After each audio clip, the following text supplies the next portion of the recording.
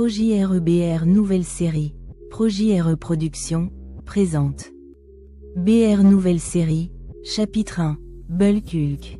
Il y a 3 jours, les 3 mousquetaires se promenaient en voiture après le déjeuner. Après avoir roulé un moment dans le quartier, ils tombèrent sur une affiche de BR.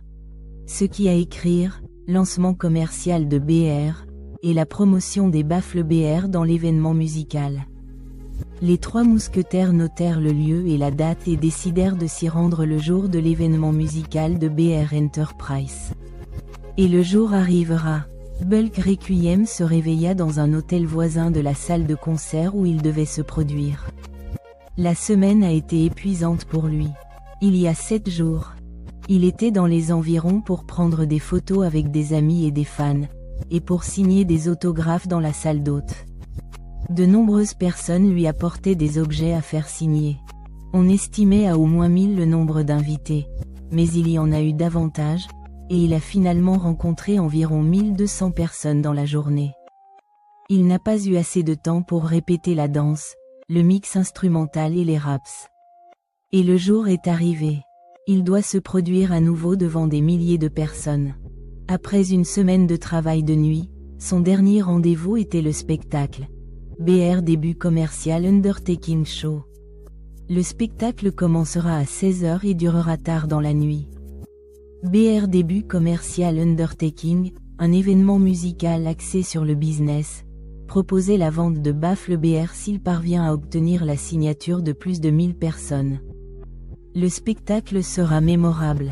Avant d'arriver sur le lieu du spectacle, il s'accorde généralement 1 heure pour se recentrer, se connecter à sa dimension spirituelle, écouter sa voix intérieure. Trouver la vérité et recevoir une bénédiction pour sa performance musicale. Et lorsqu'il est monté sur scène, il était en pleine performance. Après 3 heures de spectacle, BR était dans sa bulle. Enchaînait les rimes et le public appréciait la mise en scène du show de rap. À l'extérieur de l'arène, les 3 mousquetaires arrivèrent avec des gardes du corps. Leur plan principal était d'éliminer BR dès son entrée en scène. Les gardes du corps pénétrèrent dans l'arène, où la foule s'amusait. Les ennemis s'engouffrèrent dans l'enceinte et commencèrent à se diriger vers l'avant de la scène. Lorsque Gig, Vidire et Rung arrivèrent devant la scène avec les gardes du corps.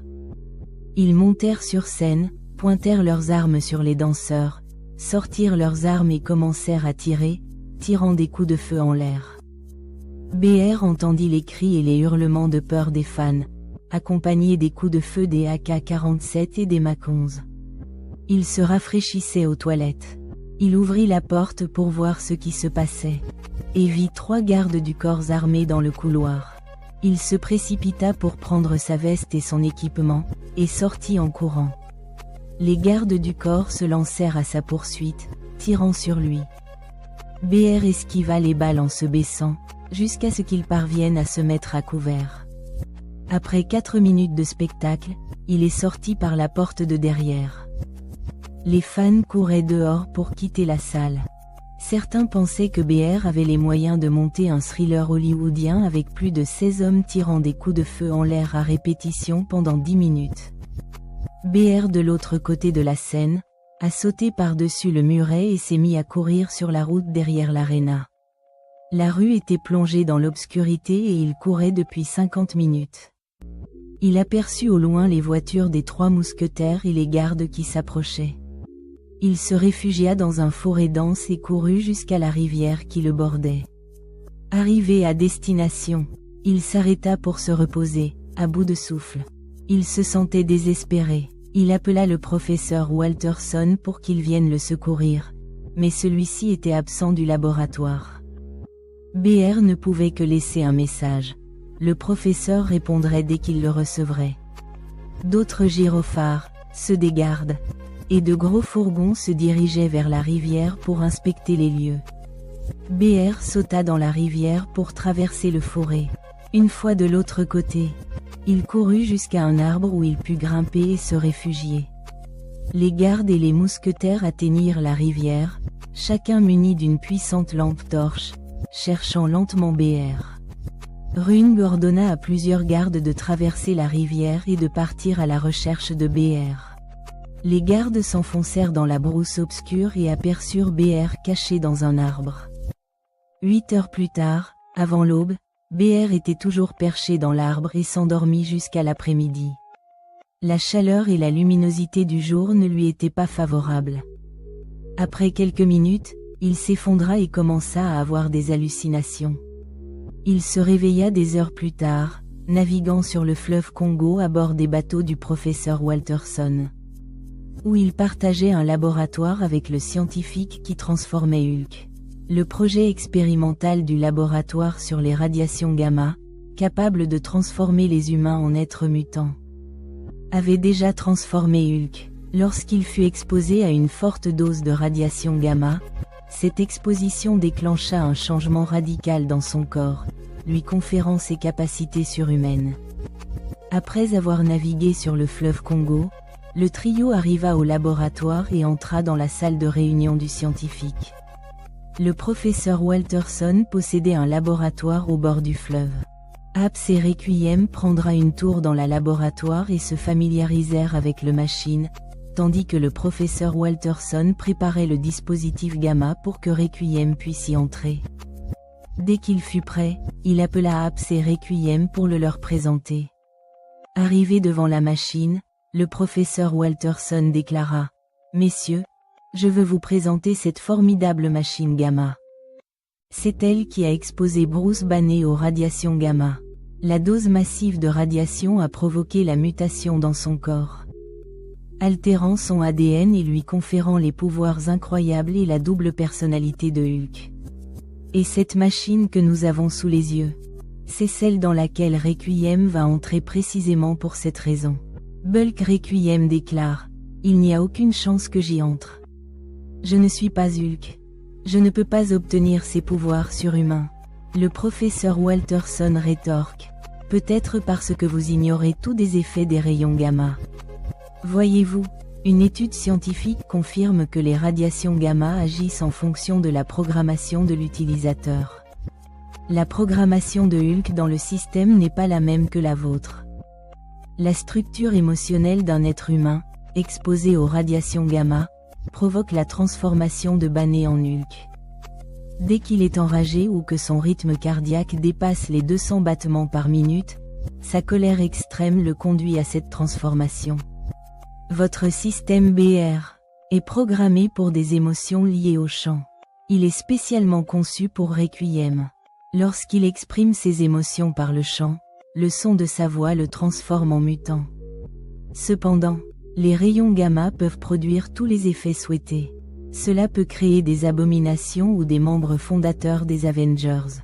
Bulk Requiem, écoutant le professeur parler des radiations gamma et stupéfait par les études menées à ce sujet, il demande au professeur : « Et si je ne survis pas pendant le traitement aux radiations gamma ?»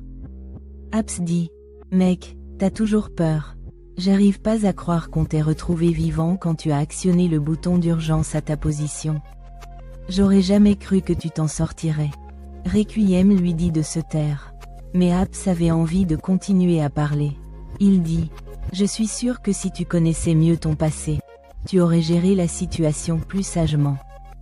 J'aimerais te parler de ton histoire, de ton père et de tes frères. » Le passé de Requiem, pour être honnête. De ton père. Comment il est né au Congo et comment sa carrière musicale a pris une dimension internationale, jusqu'à devenir un génie musical hors du commun. Tu pourrais suivre le même chemin. Tu te rends compte de ce que je veux dire ? Requiem répond : « Je ne connais pas mon père. Ma mère a dit qu'il nous avait laissés seuls pour des raisons gouvernementales et qu'il n'était jamais revenu. » Requiem demanda au professeur Walterson : « Quand comptez-vous m'exposer aux rayons gamma ? » Le professeur Walterson répondit : « Nous pourrions commencer cette nuit, au beau milieu de la nuit. Pendant le moment le plus silencieux sur Terre. Pour un résultat optimal, ça sera instantané. L'exposition aux rayons gamma sera très rapide. Contrairement à Wolverine dans le programme Weapon X, qui implique une procédure beaucoup plus longue. Le moment tant attendu arriva, donc au beau milieu de la nuit. Bulk Requiem devait entrer dans la machine à rayons gamma. Le professeur Walterson et Apps étaient prêts à lancer le programme. Une fois Requiem est bien positionné, le professeur Walterson ajouta « Enfin, quelques informations sur la machine. Tout rayonnement se situe quelque part sur le spectre électromagnétique. Déterminer la position d'un rayonnement particulier sur le spectre dépend de sa fréquence et de sa longueur d'onde. À une extrémité du spectre, on trouve les rayonnements de grande longueur d'onde comme les ondes radio, les micro-ondes et les infrarouges. Les rayons gamma sont de l'énergie pure. Comme les photons qui composent la lumière visible, mais bien plus puissante. L'excès d'énergie, combiné à son ADN mutant, transforme Bruce en un monstre vert géant enragé à chaque fois qu'il se met en colère. Sa troisième et sa quatrième transformation l'ont fait mesurer 3,65 mètres. Et lorsqu'il continue sous sa forme mutante, Hulk atteint une taille impressionnante de 4,57 mètres. Les rayons gamma proviennent de diverses sources, aussi bien dans l'univers Marvel que dans le monde réel. Votre programme vous permettra de développer des ailes d'être angélique lorsque la machine gamma fonctionnera dans votre corps. Vous pouvez acquérir des super-pouvoirs mutants de façon permanente et vous transformer en mutant en créant un moment d'émotion grâce à votre voix chantée. Selon l'intensité de ce moment d'émotion chantée, la transformation devrait réussir. Êtes-vous prêt pour la transformation de votre vie? BR dit qu'il est prêt pour le professeur. Le professeur commença alors la procédure de la machine à radiation. Le rayonnement gamma fut connecté au corps de Bulk Requiem et le professeur appuya sur le bouton d'alimentation. Le corps de Requiem, relié à la machine, se mit à trembler violemment. Un mouvement brusque dans le laboratoire fit tomber les étagères et éparpilla les objets. L'énorme décharge électrique de la machine avait tout déplacé dans le laboratoire, tandis que le corps et les rayons gamma tremblaient. Après 10 minutes de cette puissante secousse, tout s'arrêta. La machine s'arrêta, le corps cessa de bouger. Le laboratoire devint soudainement silencieux. Le silence régna. Le professeur Walterson se leva pour vérifier si BR allait bien et le vit allongé dans la machine, les yeux fermés. Il sortit Requiem de la machine et le plaça en salle de réveil pour attendre son réveil. Quand il se réveilla, Apps et le professeur étaient en train de réparer le laboratoire. Il leur demanda ce qui s'était passé. « Comment suis-je sorti de la machine? Comment suis-je arrivé ici ?» Apps répond. « Waouh, tu es réveillé. Nous attendions que tu reprennes tes esprits pour voir si les expériences de mutants avaient fonctionné sur ton corps. » Il demanda au professeur. « Alors, comment ça marcherait, monsieur ? Vous avez dit que s'il parvenait à créer un moment d'émotion en chantant, il pourrait se transformer en mutant. » Le professeur Walterson répond. « Oui, c'est exact. C'est précisément ce que vous pouvez essayer de créer ce moment. » Requiem dit. « D'accord, essayons. » Il modula sa voix et Requiem chanta. Do, Ré, Mi, Fa, So, La, Ti, Do. Do, Ré, Mi, Fa, So, La, Ti, Do. Mais il ne se transforma pas en mutant. Il chanta de nouveau. Do, Ré, Mi, Fa, So, La, Ti, Do. Do, Ré, Mi, Fa, So, La, Ti, Do. Mais il ne se transforma pas en mutant. Apps dit. Comment ça se fait que ça n'ait pas donné le résultat escompté? Le professeur Walterson répond. Je crois qu'un moment de transformation mutante doit être plus épique que ça. Si vous voulez créer un moment qui vous transforme en mutant, vous devez être au cœur d'un combat. Participez à un combat épique et créez un moment avec vos émotions chantées. Et la transformation mutante fonctionnera. Apps s'exclame. Waouh! Alors, où devons-nous emmener BR se battre pour obtenir le résultat mutant? Requiem dit. Je dois retourner en public. Je dois contacter mon manager pour savoir où il est. Je vais appeler Brass et prendre rendez-vous avec lui. Il décroche le téléphone du laboratoire et appelle Brass. Brass répond et demande. Où étais-tu passé? Je te cherchais en Californie. Requiem répond, c'est une longue histoire. J'avais besoin d'un service. Pourriez-vous m'organiser un combat en Californie? Je serai là pour le combat. J'ai parié un demi-million sur le combat et je serai là quoi qu'il arrive. Brass répond, parfait, je m'en occupe et je vous recontacterai dès que ça se fait. Bulk, Requiem et Apps utiliseront un des petits avions du garage du professeur pour se rendre en Californie. Le professeur Walterson restera au laboratoire pendant que Apps et Requiem vivront leur aventure et tenteront de se transformer en mutants au moment précis où ils se produiront en public. Dès leur arrivée en Californie, ils se dirigèrent vers le domicile du manager et arrivèrent à la destination là où se trouvait Brass. Après une longue période sans pouvoir se revoir, ils se retrouvèrent. Brass et Bulk Requiem étaient ravis de se revoir et commencèrent à raconter ce qui s'était passé pendant l'absence de Bulk Requiem. Requiem raconta toute l'histoire à Brass, y compris les expériences sur la machine à rayonnement gamma mutante. Il ne leur restait plus qu'à organiser un combat pour créer le moment tant attendu. Brass annonça à BR qu'il avait réussi à obtenir un combat avec un demi-million de dollars à la clé et que la direction de la fédération de catch leur avait proposé plusieurs options. Un combat contre le champion 6 mois avant, ou un match handicap ce mois-ci. Devrions-nous opter pour ce combat? Requiem répond par l'affirmative. Je suis prêt à créer ce moment par la semaine prochaine. Brass organisa le combat et le jour arriva. BR devait participer à un match de catch à handicap. Il se rendit au match avec son manager musical, Brass.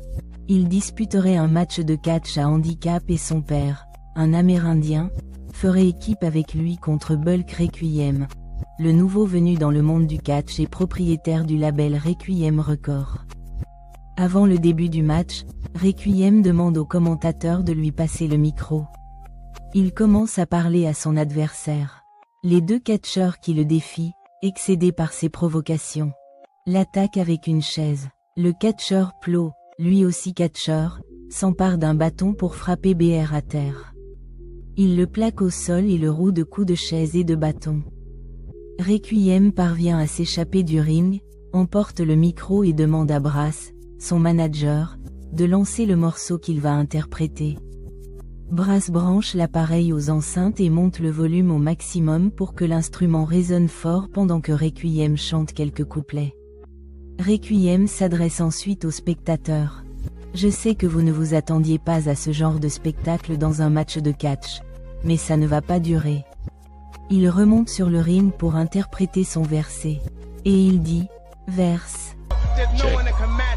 I deserve a bragging right for the graveyard shift, morning shift till evening shift. Tomorrow program cannot be dished. Tomorrow hawk again the stage. I'm on the ring, rappers with the game. I'm married, I'ma grab your hip hop bitch, and she requested divorce after the wedding. My style authentic, I made hip hop fall in love with me. I fuck with hip hop, now you fuck with me, rock with me, be our effect, wave is godly, sing it boldly, young legend and I'm Congolese, bragging rights, sounds so weak, sounds so mean, let it live, now pay the cost to be busting, blasting, it's good thing, the best thing, ball gang, holy shit, about to go crazy on the field with our bitch, I start to sing, so sophisticated, drip. Is why it is, I lost it. Yeah, I deserve a bragging right for my shit. For I deserve a bragging right to brag it right. For what I serve every night, I deserve a bragging right. The chef make me serve every tonight. I get to serve bragging right tonight. Bragging right. I deserve a bragging right. I deserve a bragging right, tight, yo, right, the future right, I deserve a back, tight, deserve a back, right, yeah.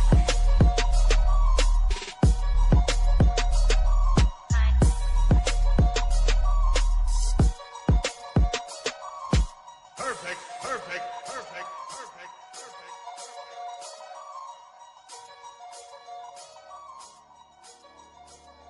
Dès qu'il eut fini avec son couplet pour se revigorer et retourner au combat, soudain, il tomba à genoux, saisi par une étrange sensation.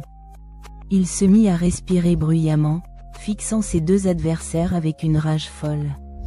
Son corps se mit à bouger. Sa veste se déchira dans son dos et des ailes blanches apparurent devant son adversaire.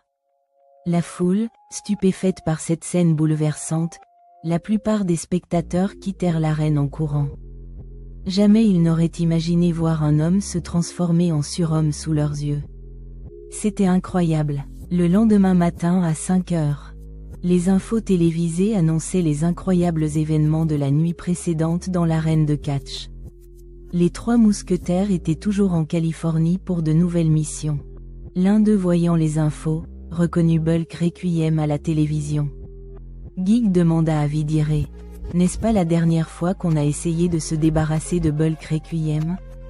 Il a réussi à s'échapper. Maintenant, les infos disent qu'il est de retour en ville. Où peut-on le trouver avant la fin de la journée? À suivre, Bulk Hulk, partie 2. Découvrez d'autres histoires de la série BR Nouvelle Série. À suivre, Bulk Hulk, partie 2. Découvrez d'autres histoires de la série BR Nouvelle Series. Rendez-vous sur notre chaîne en ligne pour lire le livre complet.